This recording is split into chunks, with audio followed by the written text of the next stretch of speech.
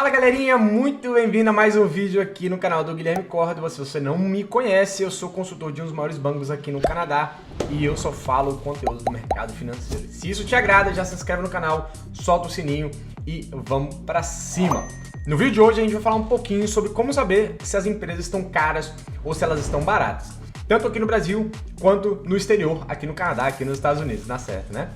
Então, sem mais delongas, vamos aí, editora, solta a vinheta.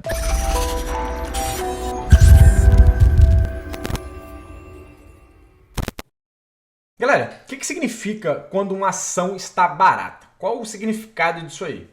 Obviamente que é um tanto quanto intuitivo, mas como que a gente consegue analisar esse tipo de coisa? A gente consegue analisar alguns indicadores de valuation, alguns indicadores fundamentalistas.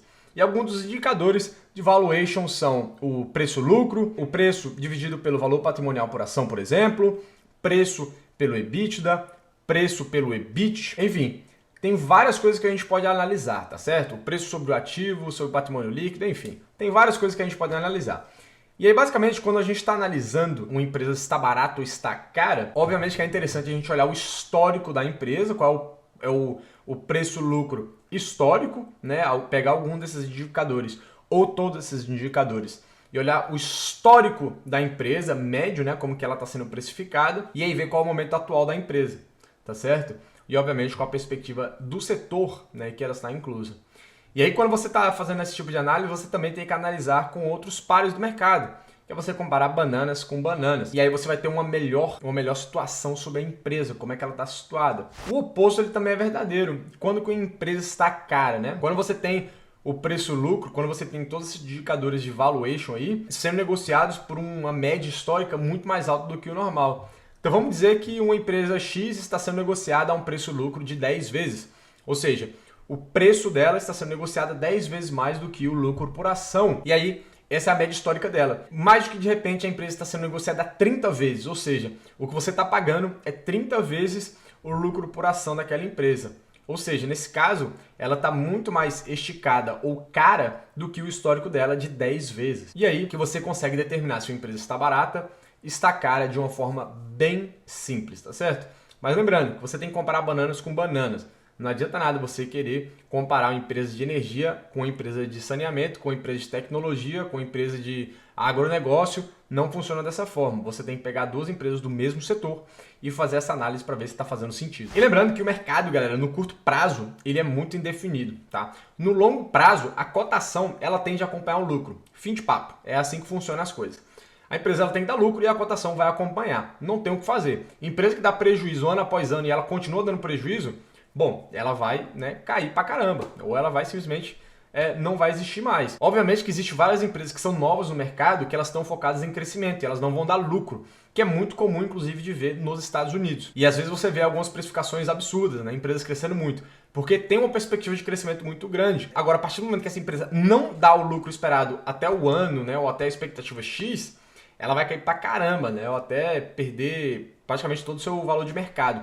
Então tem que ter muito cuidado quando a gente está fazendo isso, tá certo? Quando você está investindo em empresa considerada esticada. E é por isso que o meu foco aqui ele é sempre focar em empresas boas, tá? Empresas boas, com um business resiliente, um produto bom, único, vantagem competitiva, que geram um bom fluxo de caixa, que são bem estruturadas.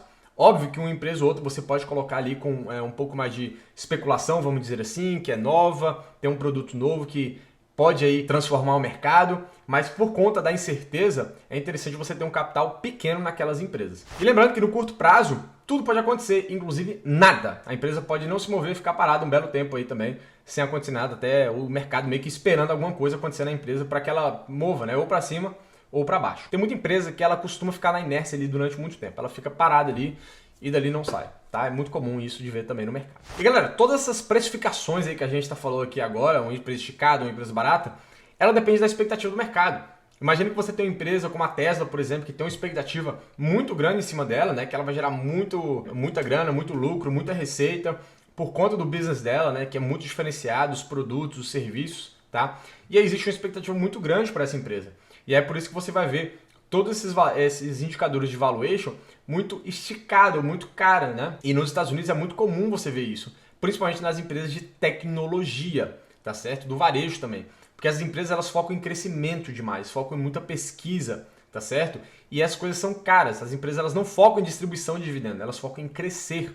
E aí, quando você está focando em crescimento, você já está projetando aí, por exemplo, a empresa ela crescer 30% do seu lucro, 40% do seu lucro. Ao passo de que no Brasil você tem uma perspectiva de crescimento no lucro da empresa muito menor e uma distribuição maior dos seus dividendos, tá certo? E é por isso que você tem uma discrepância muito grande entre Brasil e Estados Unidos, principalmente na precificação. É normalíssimo você ver empresas sendo negociadas nos Estados Unidos acima de 20 vezes o seu lucro. Já no Brasil, é comum você ver empresas como o Banco do Brasil, Itaú, Bradesco, Engie, Energias do Brasil, Equatorial, tudo sendo negociado a patamares de 6, 7, 8, 9 preço-lucro, tá certo? Então, temos que prestar bem atenção na dinâmica dos mercados.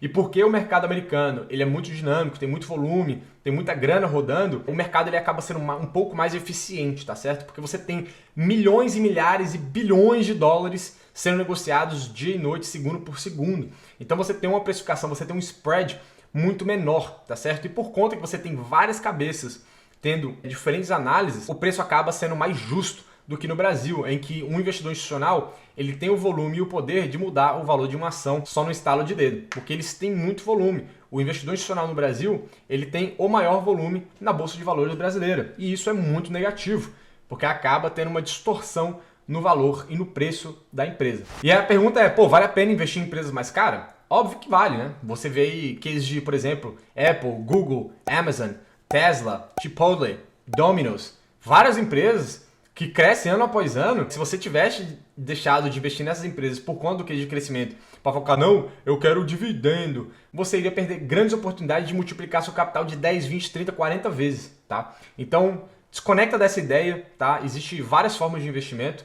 Sei que se você se sente um pouco mais seguro com empresas mais resilientes, pagando mais dividendo e pouco crescimento, beleza. Mas existem outras estratégias no mercado também que você pode multiplicar seu capital, correndo um pouquinho mais de risco, balanceando seu portfólio de uma maneira mais eficiente e mesmo assim ter a oportunidade de participar de grandes empreendimentos, de grandes negócios, grandes ideias. E eu gosto muito desse tipo de case. Eu queria que vocês deixassem aqui no vídeo, né? Se vocês gostam de alguma empresa desse cenário aí de mais de crescimento, mais de foco, alguma dessas que eu comentei, né? Tesla, Amazon, Google, Facebook, Chipotle, Domino's também é muito bacana, enfim. Tem várias empresas no mercado aí, Intuitive Surgical, CRM, tem várias empresas muito da hora, né? Então, deixa aqui nos comentários, queria escutar um pouquinho da opinião de vocês. Vou estar respondendo todo mundo também. É muito bacana ter essa interação com a galera aqui nos comentários. E galera, por hoje é só. Espero que vocês tenham gostado demais desse vídeo. Foi muito bacana de fazer para vocês. Espero que tenha ajudado de alguma forma vocês entenderem um pouquinho mais sobre empresas baratas, empresas caras, como que funciona cada uma delas e por quê. Tá certo?